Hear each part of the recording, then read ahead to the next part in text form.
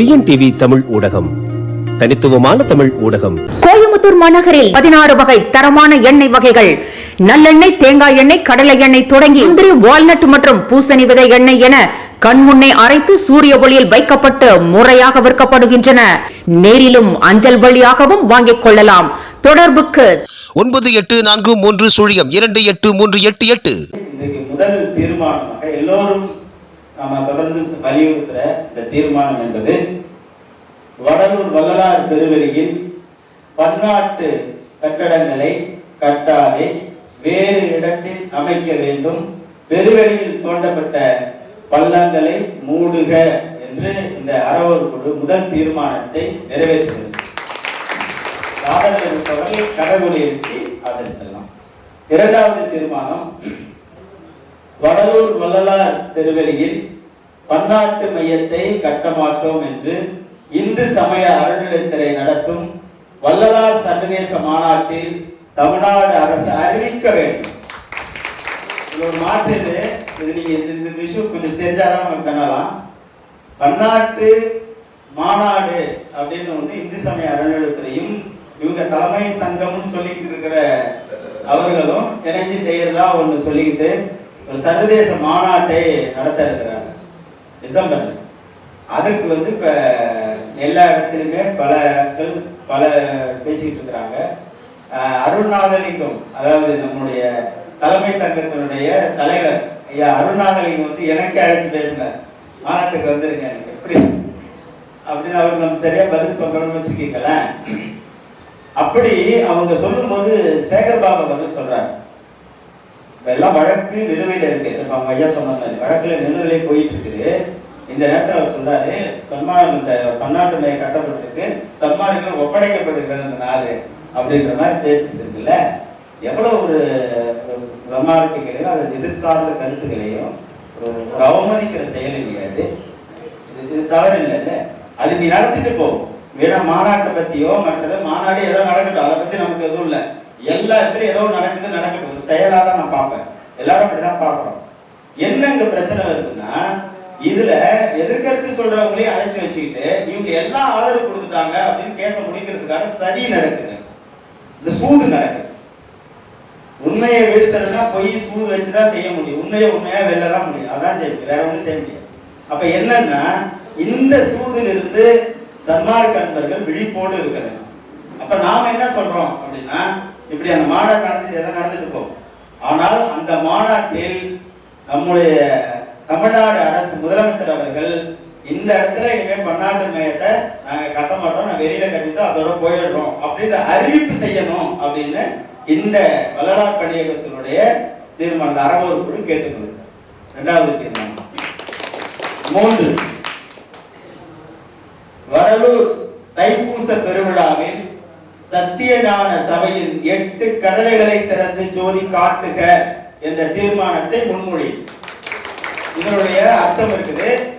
இது பற்றி நான் வடக்காலத்தூர் சபையில அந்த ஆண்டு விழாவில் பேசும்பொழுது, பொய்கை அடிகளாருடைய அந்த நிகழ்வு அதுல பேசும்பொழுது நான் இந்த சந்தையில சொல்லும் பொழுது அந்த ஐயா சொற்பையில மூத்தவர் சொன்னாரு, இந்த 8 கதவுகளை திறக்க வேண்டும் என்பது நீண்ட நாளாகவே எங்க பொய்கடிகளார் வலியுறுத்தி இருக்கிறாரு, சொல்லியிருக்கிறாரு எங்கள்கிட்ட அப்படின்ற செய்தியை சொல்லியிருக்கிறாரு.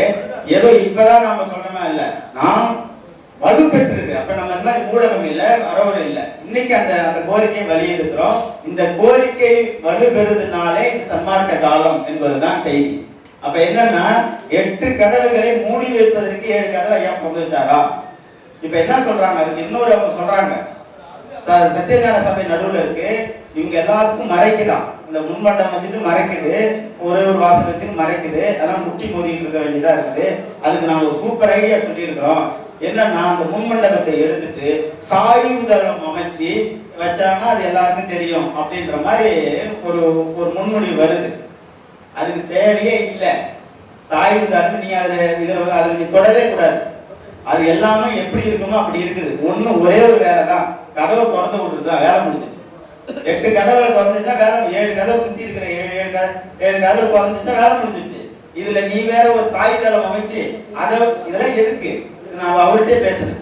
அப்ப இதுதான் இந்த காலம் எப்பொழுதும் நான் நம்புவது உண்டு. எதையும் யதார்த்தமாக நிகழ்வதில்லை. எல்லாம் ஏதோ ஒரு வகையில் திட்டமிட்டு ஏதோ ஒரு வகையில் தான் நிகழுது.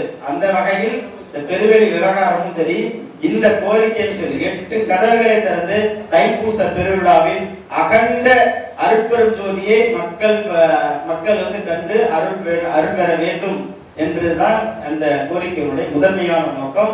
எனவே வருகின்ற தைப்பூச பெருவிழாவில் 8 கதவுகளையும் திறந்து அருட்பெரும் ஜோதி தரிசனத்தை காட்ட வேண்டும் என்று தமிழ்நாடு அரசை வள்ளலார் பணியகம் அறவோர் குழு கேட்டுக்கொள்கிறது. 3வது தீர்மானம். 4வது, வள்ளலார் கைப்பட எழுதிய மூல ஏடுகளை தமிழ்நாடு அரசு மீட்க வேண்டும். மீட்டு அதை அப்படியே பதிவிக்க வேண்டும். மேலும் அவற்றை சத்திய தர்மசாலை அல்லது மேட்டுக்குப்ப சித்தி வளாகத்தில் மக்கள் பார்வைக்கு வைக்க வேண்டும். நான் மூல ஏடுகள் சில இது கொடுத்திருக்கேன், ஆன்லைன்ல கிடைக்கிறத கொடுத்திருக்கேன். இதுல சிக்கல் என்னன்னா, பல வருஷத்துக்கு முன்னாடி, பல ஆயிரக்கணக்கான ஆண்டுகளுக்கு முன்னாடி எழுதப்பட்ட மூல ஏடுகள் கிடைக்குது.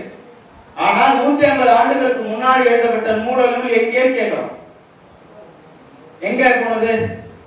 முதல்ல ரத்னம் அந்த காலகட்டத்தில் பாத்தீங்கன்னா முதல் 1 to 4 திருமுறைகளை ரத்ன முதலியார் முயற்சியில தொழுதூர் வேலாயுதம் வகுத்தாரு.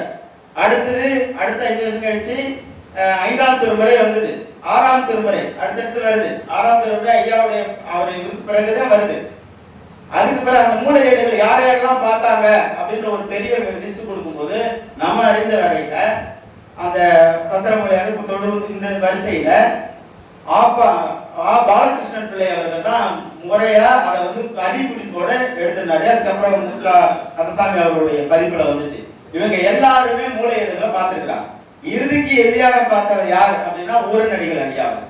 ஏன்னா அவருடைய வரலாறு, வடலூர் வரலாறு என்ற பகுதியிலும் சரி, அருட்பெருஞ்சோதி அகவல் பகுதியிலும் சரி, அதை பற்றியான குறிப்பேடுகள் இருக்கு.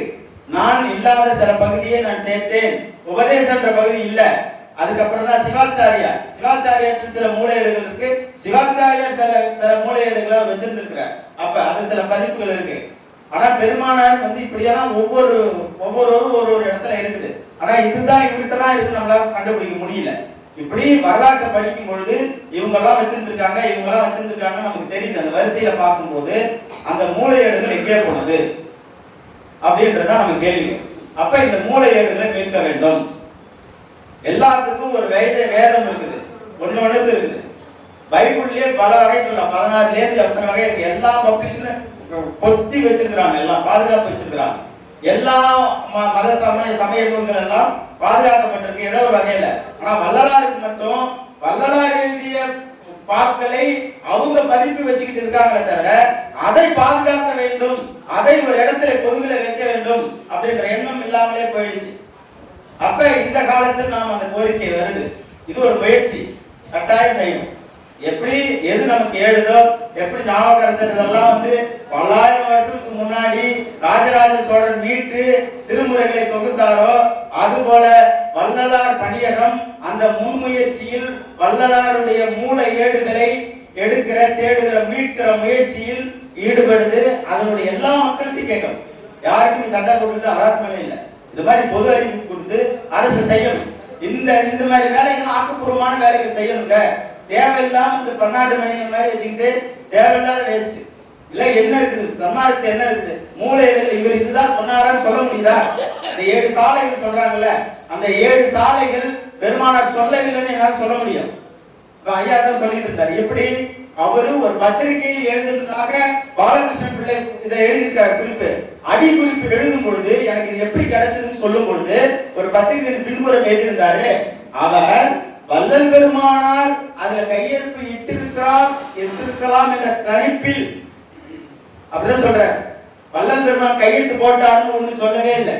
பாலகிருஷ்ணன் பதிப்புல அதை படிங்க எல்லாம் அதுல இல்ல. நண்பர்கள் கேட்டு அவரும் பட்டிருக்கலாம் என்ற அபிப்பிராயத்தில் தான் நான் இதை குறிப்பு எழுதி வச்சிருக்கிறேன். அப்ப என்னன்னா மூலையீடுகள் கிடைக்காததான் பிரச்சனை. எல்லா இடத்துலயும் மூலையீடுகள் பாதுகாக்கப்பட வேண்டும். அதை அச்சில ஏற்றி அப்படி என்ன இருந்ததோ அப்படியே ஏற்றணும். அகவலை 2 அகவல் சொல்றாங்க, குழப்பம் இருக்குது. இதுல இருக்கிறது ஊரடிகள் ஒண்ணு எழுதுறாங்க, அதுல இருங்கடல் அப்படின்னு ஒரு வாசகம், அந்த பாடம் மாறுதுன்றாங்க. இதுல என்னன்னா இது இன்னொரு 2 முறை எழுதுனாதான்றாங்க. ஒரு கருத்துனாவது 2 அகவல் எழுதப்பட்டதா, அப்ப ஒரு இந்த தேவையே இல்லை. இதுக்கு எது மூளை எழுதுல எடுத்து வந்தா தெரிஞ்சிட போகுது, வேலை முடிஞ்சுச்சா. இப்பத்திக்கு உள்ள எழுது தர்மசாலையில் வைக்கப்பட்டிருக்கிற இந்த லாங் சைஸ் நோட்ல எழுதப்பட்டிருக்கிற அந்த அதுதான் நமக்கு இருக்கிறது. இப்போ மூளையடா இருக்குது, அது ஒண்ணுதான் இருக்க தவிர மற்ற 1ல இருந்து 6 துறைமுகங்களுக்கான எந்த பயனும் நமக்கு கிடைக்கல, எதையும் காட்சிப்படுத்தல. எனவே இதை காட்சிப்படுத்தி மீட்க வேண்டும் என்பதுதான் அந்த எண்ணத்தில் தான் நம்ம இந்த 4வது தீர்மானத்தை நம்ம நிறைவேற்றோம். இதுல இந்த தீர்மானத்திலே விருப்பம் நிறைவேற்றும் சொல்லுவோம், கரவொலி எழுப்பி ஆதரிக்கணும். அதன் மீது கருத்து கேட்போம். டிஎன்டிவி தமிழ் ஊடகம், தனித்துவமான தமிழ் ஊடகம்.